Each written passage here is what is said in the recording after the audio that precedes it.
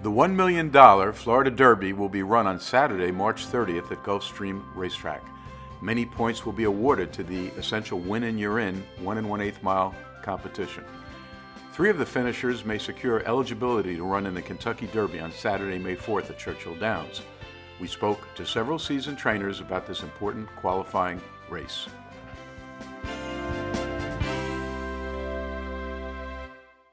And they're off in the 33rd running of the Holy Bull.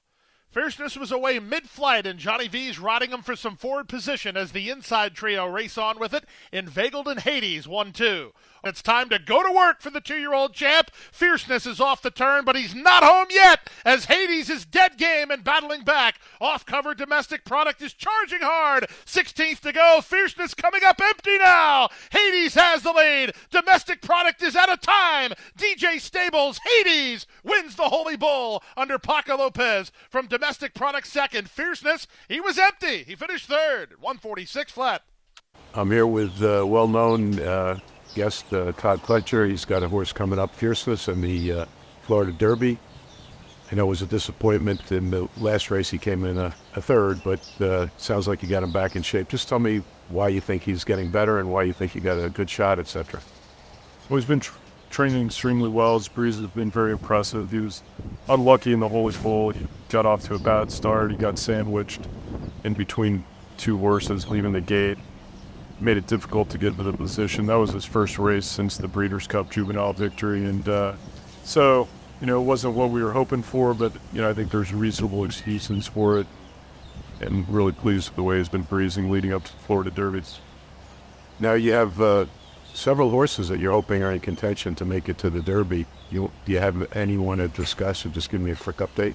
Well, this is getting down to crunch time. These are the final rounds of preps for the turn points to get into the Kentucky Derby. So we've got a couple going in the Louisiana Derby this weekend, the Gate Road and Antiquarian, and then we've got a couple going in the Jeff Ruby Stakes, Noted and Triple Espresso. So looking to gain some points with them. Then of course the Florida Derby with Fierceness, and following weekend we could have something like Tuscan Sky in either the Bluegrass or the Wood Memorial, another Curlin Colt if Road has made an impressive last time named BU, waiting for one of those 2 races as well. So it's kind of final chance to get some points, turn your way into the Derby.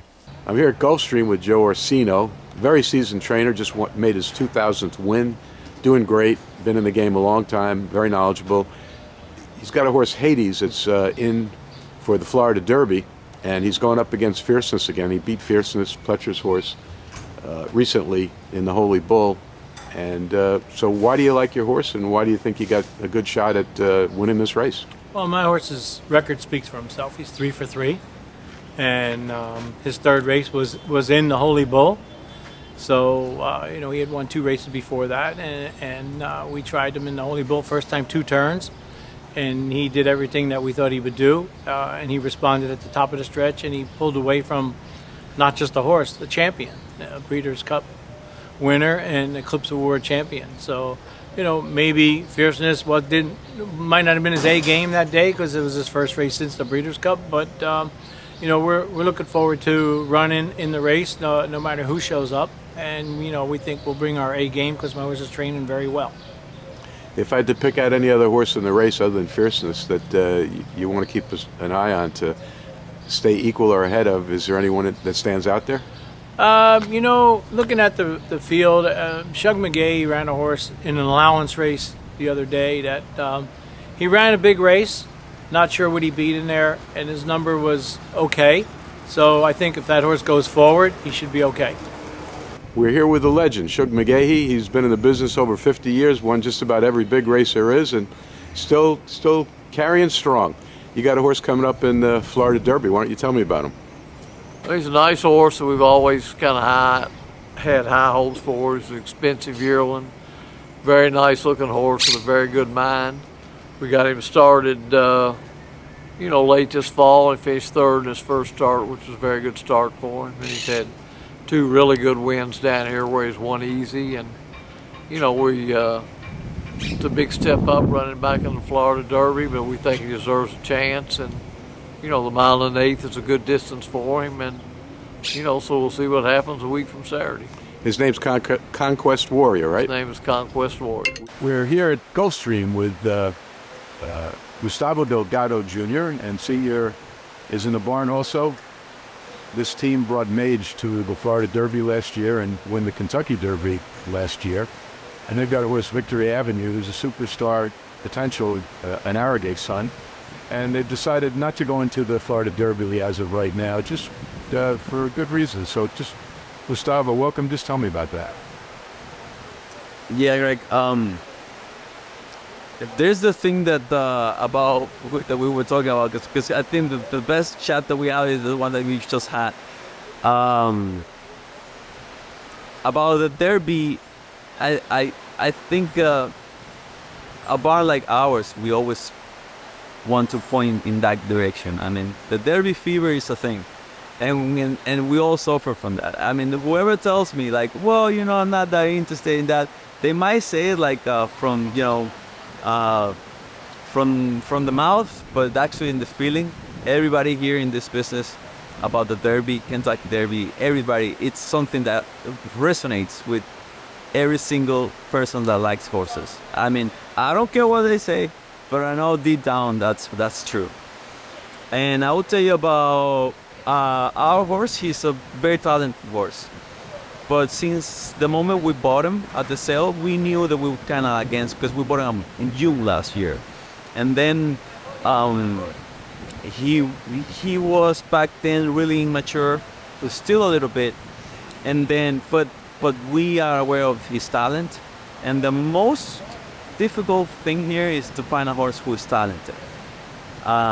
Once you have that, you only have to take care of it. And that's the situation that we are in, and we kind of like hesitate a little bit trying to go to the Derby, because that's what we wanted. But then it just feels right now just to give him time, and there's plenty of other races that are exciting as well later on during the season, and then it will be up to him, to let us know whether he's ready or not for that.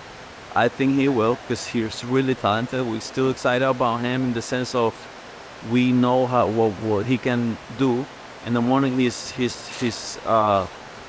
does things that only few horses do, and it's somehow taking a more conservative route with him. This year we have Dornoch, a full brother to Mage, with Danny Gargan, who's going up against Fiercest, Todd Pletcher's horse. Last year Todd had Forte and you had Mage.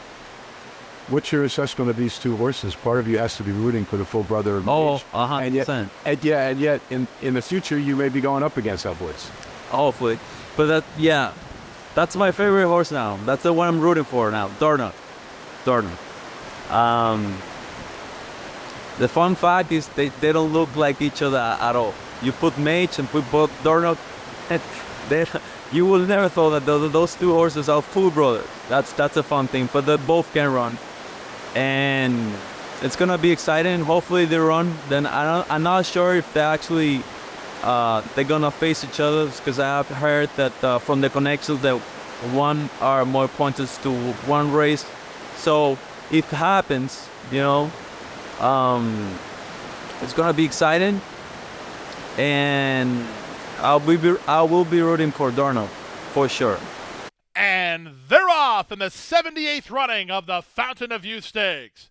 From the rail, Le Dame Bro comes out firing and looks for the early advantage. This big favorite, Dornoch, is a chilly second on the outside of him. Back to third, it's Real Macho. Then it's Frankie's Empire. And outkicked in the early run is Dancing Groom. It's Dornoch asked to finish the job. At the inside, Le Dame Bro running his heart out, but he's back to second as Dornoch is too much horse. Dornoch clear with a 16th to go. The Fountain of Youth Stakes goes to Dornoch.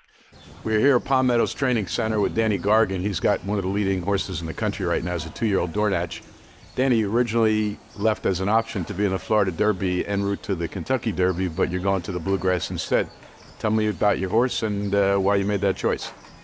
Our horse is Dornoch. He's won over the track at Keeneland. It was our decision in December that we were going to go to the Fountain Youth, and then from the Fountain Youth to the Bluegrass, and I think it's going to be a fun race. I mean, you're going to get two of the Derby favorites with Sierra Leone and Dornoch, and it'll be a great day at Kingland to come out to the races. Down the road somewhere, you may meet up en route to all these honors with the Delgados, with the full brother, the Mage. It's an interesting breeding, interesting combination, two different training camps. How do you look at that? Well, Mage is retired now, and they've got a nice colt that hasn't broke his maiden yet. So hopefully, some stage they get on the trail. Maybe they'll catch up with this, around Travers or something. But I look forward to hopefully they run their colt in the maiden race here coming up in Gulfstream. It'd be fun to watch him run and break his maiden.